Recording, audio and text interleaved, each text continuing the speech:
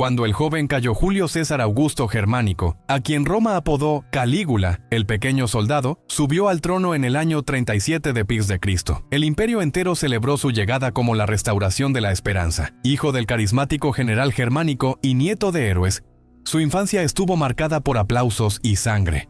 Había crecido entre los campos militares donde los soldados lo vestían con diminutas sandalias de cuero, sin imaginar que aquel niño sonriente algún día haría temblar a Roma. Durante los primeros meses, su gobierno fue un sueño.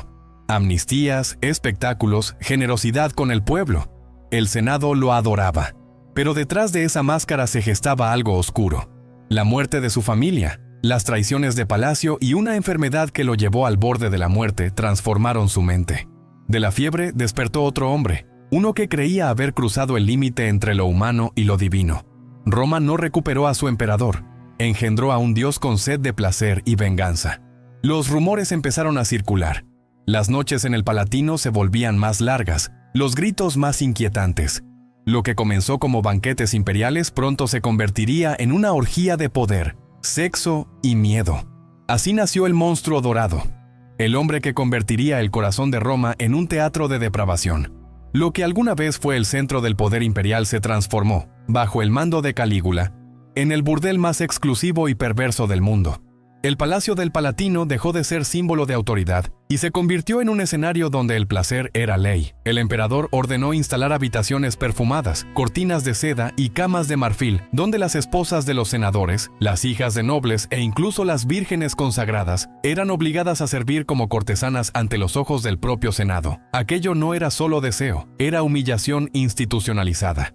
Los hombres más poderosos de Roma observaban impotentes cómo el emperador reclamaba a sus mujeres como ofrenda al trono. Quien se negaba perdía fortuna, honor o vida. Los banquetes se prolongaban hasta el amanecer, entre vino derramado, risas histéricas y órdenes crueles. Calígula cobraba entrada por cada visita, convirtiendo el tesoro del Estado en su caja personal de lujuria. Las columnas del palacio, testigos de tratados y juramentos, se tiñeron de vergüenza. Allí, bajo el resplandor de antorchas y oro, Roma comprendió que su líder ya no gobernaba un imperio, gobernaba una orgía. A medida que su locura crecía, Calígula comenzó a creerse no solo emperador, sino Dios encarnado. Mandó construir altares dentro del palacio y ordenó a los sacerdotes rendirle culto como a una divinidad viva. Las noches se convirtieron en ceremonias donde el vino corría como sangre y el placer se disfrazaba de religión.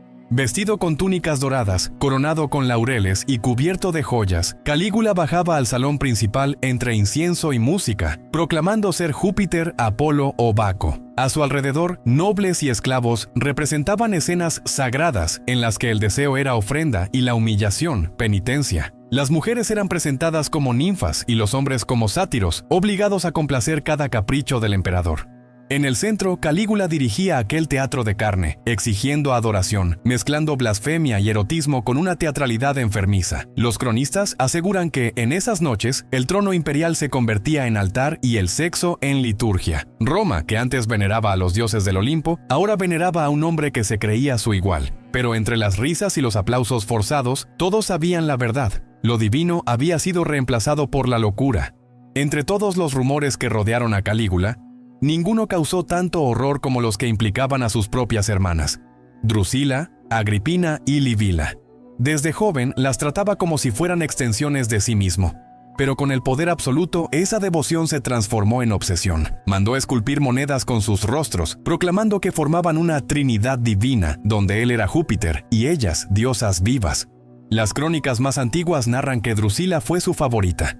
La hacía sentarse junto al trono, asistir a los consejos de estado y dormir en su misma cama. Cuando ella murió repentinamente, Calígula perdió todo control. Ordenó honores fúnebres propios de una emperatriz y declaró duelo nacional, amenazando con ejecutar a quien no llorara su muerte. Los senadores decían en secreto que Roma había enterrado a una hermana, pero también a la última parte humana del emperador. Tras su pérdida, los banquetes se volvieron aún más grotescos, y el emperador buscaba en otras mujeres la sombra de Drusila. Cada gesto, cada palabra, estaba marcado por una mezcla enfermiza de deseo, poder y luto. La frontera entre familia y dominio se desvaneció por completo, y el imperio entero comenzó a pudrirse desde el corazón. Lo que para Roma fue una tragedia, para Calígula era un juego. El emperador había descubierto que el miedo era un instrumento más poderoso que cualquier espada. y lo utilizaba con perverso placer. Organizaba banquetes donde los senadores eran obligados a inclinarse ante él, besarle las manos, o algo peor, convertía cada cena en un espectáculo público de humillación. Hacía traer a las esposas de los presentes, las sentaba junto a él, las elogiaba frente a sus maridos y luego desaparecía con ellas ante la mirada impotente del Senado. Cuando regresaba, lo hacía con una sonrisa que no dejaba dudas. Nadie se atrevía a hablar. Quien lo hacía desaparecía esa misma noche. Calígula no buscaba placer, buscaba sumisión, y su corte, dominada por el terror, fingía reír y aplaudir mientras sus almas se quebraban. Las risas eran obligatorias, los aplausos decretados. La capital del mundo se había transformado en un teatro donde todos actuaban para sobrevivir. Los cronistas antiguos lo describen con una frase escalofriante. En Roma, la vergüenza se volvió un espectáculo, y el poder, una comedia sangrienta. En los últimos meses de su reinado, Calígula ya no distinguía entre celebración y sacrificio. Sus banquetes se habían transformado en rituales de locura colectiva. Ordenaba que se mezclara vino con sangre de animales sacrificados, diciendo que así se unían los placeres de la carne y del poder. Los invitados, temblando, bebían bajo amenaza de muerte. La mesa imperial era un altar de excesos: oro derretido, frutas exóticas, cuerpos pintados como estatuas vivas. En medio del caos, el emperador gritaba que Roma debía conocer la verdadera libertad, la de no temer al pecado. Mandaba destruir templos, cambiaba estatuas de dioses por las suyas propias y declaraba que su placer era la única ley del imperio. Pero cada gesto revelaba una mente al borde del colapso.